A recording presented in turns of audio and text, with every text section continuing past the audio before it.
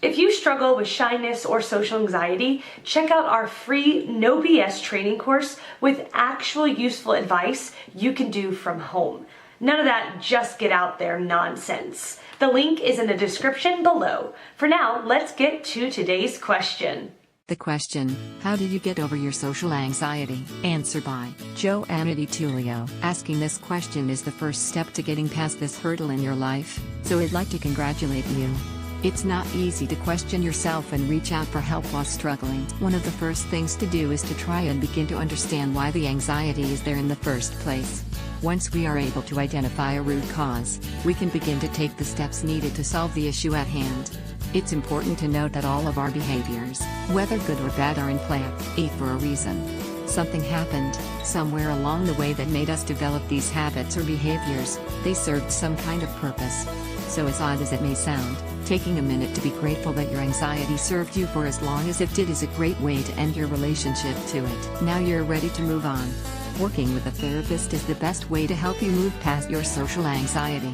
With the help of a therapist, you can challenge your negative thought patterns and practice new behaviors or contrary actions. There are many ways to go about doing this, but it will be much easier with a trusted therapist in your corner. For a bit more information, check out the links below. What causes social anxiety? Talkspace Online Therapy Blog. 10 Signs You Have Social Anxiety, according to a therapist. Talkspace Online Therapy Blog. Be Well. Answer by Timo Finkbeiner. I still have a bit of social anxiety, but I lessen it a lot with exercises that build self-esteem and that changed my thought patterns. Meditation. I use a kind of body meditation that helps to dissolve old blockages and traumas and makes it easier over time to relax in stressful situations. Gratefulness. I sit down almost every day and think about what I am thankful for in my life. This gives me more abundance from other people's opinions on my life and increases my self-esteem. Thought pattern about making mistakes. I was always worried about saying or doing something wrong when I was with other people. A very simple trick is to think the word good when you made a mistake. This clears the head to a certain degree and makes you able to search for an intelligent way to handle the situation you're in. Changing your thoughts about others. A problem I had was that I saw everybody as a rival or enemy. This kind of thinking puts you into an alert state and makes you more conscious and maybe afraid. I use a little exercise I got from the book Tools of Titans, called Wishing Happiness. Take 2 random people and think, I wish this person to be happy, and this person to be happy. This exercise helped me a lot to change my perspective on people and made it easier for me to get in more contact with strangers. Besides that, exercising talking to people. Say hello to people on the bus stop that you meet on your way to work. Things like that. Answer by Anna Shardenko. My social anxiety is still there. It's less extreme now, compared to middle school. In middle school, saying hey, insert some shithead's name, what's up, was hard.